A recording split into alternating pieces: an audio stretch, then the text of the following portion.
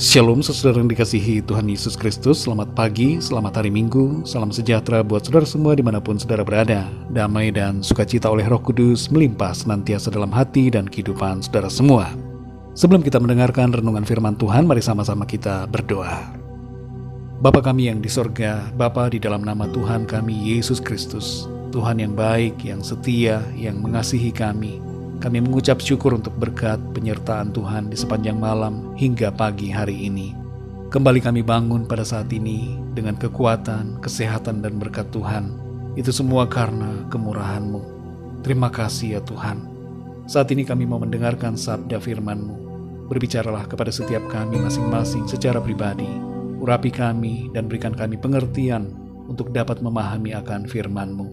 Terima kasih Tuhan. Dalam nama Tuhan Yesus kami berdoa. Haleluya. Amin. Saudara yang dikasihi Tuhan, ayat renungan kita pada saat ini terdapat dalam Yohanes 11 ayat 14-15. Tertulis demikian. Karena itu Yesus berkata dengan terus terang, Lazarus sudah mati.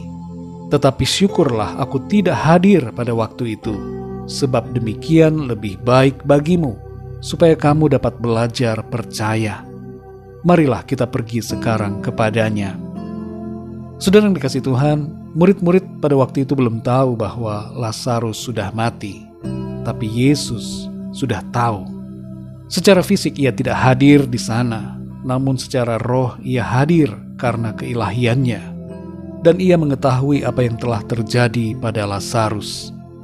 Meskipun sebelumnya sudah diberitahukan kepadanya bahwa Lazarus sedang sakit keras, tapi Tuhan Yesus dengan sengaja tidak segera datang untuk menyembuhkan Lazarus. Baru setelah 4 hari mati dan sudah dikuburkan, Tuhan Yesus datang dan tiba di Betania dan kemudian membangkitkan Lazarus.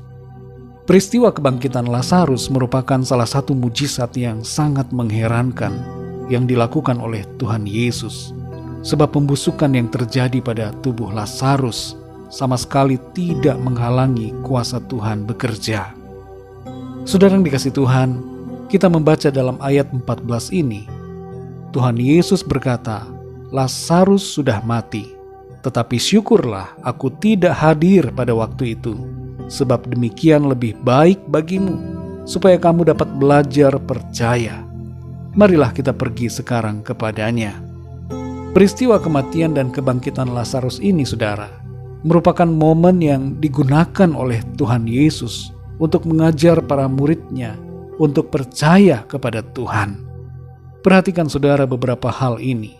Yang pertama, perkara-perkara yang nampaknya merupakan kesukaran, bahkan kemustahilan, dipakai oleh Tuhan untuk membuat kita belajar percaya kepadanya. Yang kedua, belajar untuk percaya tidak terjadi saat semuanya baik-baik saja, tapi justru ketika keadaan sedang tidak baik. Jadi sadarilah akan hal ini, saudara. Ketika keadaan hidup kita sedang dalam masalah, entah itu berupa sakit penyakit, kesulitan ekonomi, persoalan dalam rumah tangga, kesukaran ataupun penderitaan, sesungguhnya itu merupakan momen yang diizinkan oleh Tuhan untuk membuat kita belajar untuk percaya kepadanya. Yang ketiga, saudara, belajar untuk percaya tidak terjadi pada saat semuanya tepat waktu. Justru ketika kita merasa sudah terlambat, tidak ada lagi harapan, tidak mungkin lagi ada jawaban, di momen seperti itulah kita hendaknya sadar bahwa Tuhan sedang membuat kita untuk belajar percaya kepada Tuhan.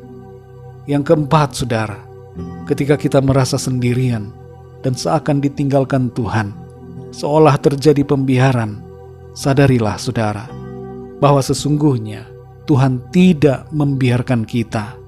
Tapi momen seperti itu merupakan saat yang diizinkan Tuhan untuk membuat kita belajar untuk percaya kepadanya.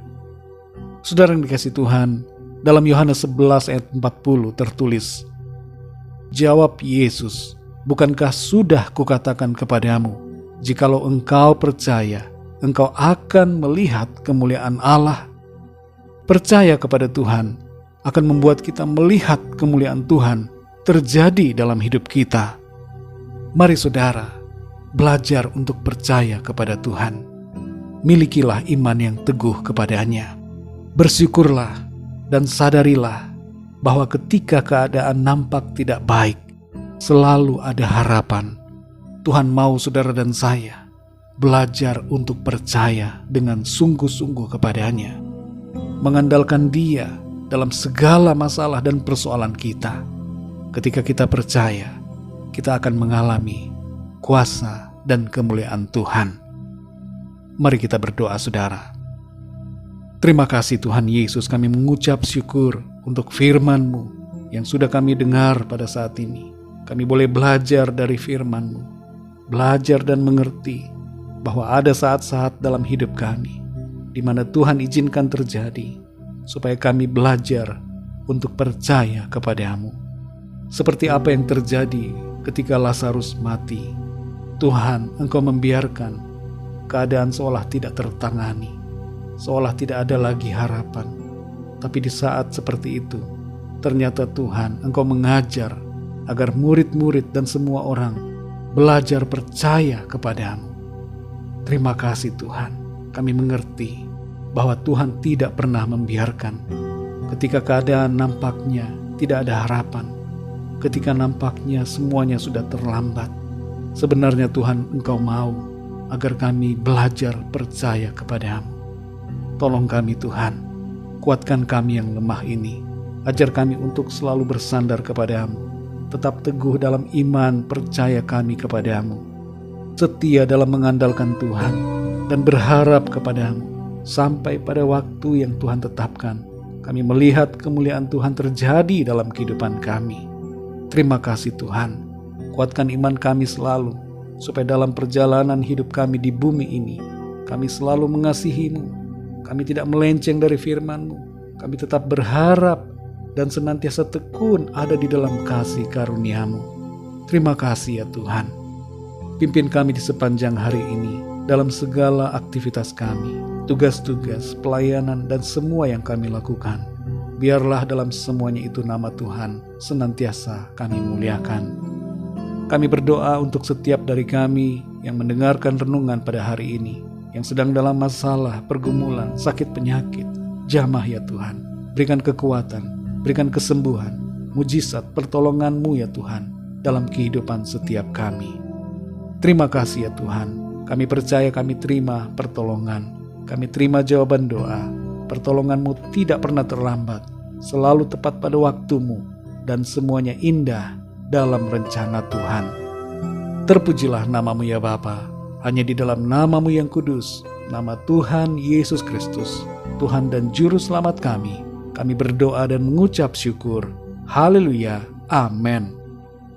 Puji Tuhan saudara yang dikasih Tuhan, saya percaya firman Tuhan menjadi berkat dan kekuatan buat saudara semua, dan Roh Kudus akan menolong saudara untuk lebih lagi memahami kebenaran firman Tuhan.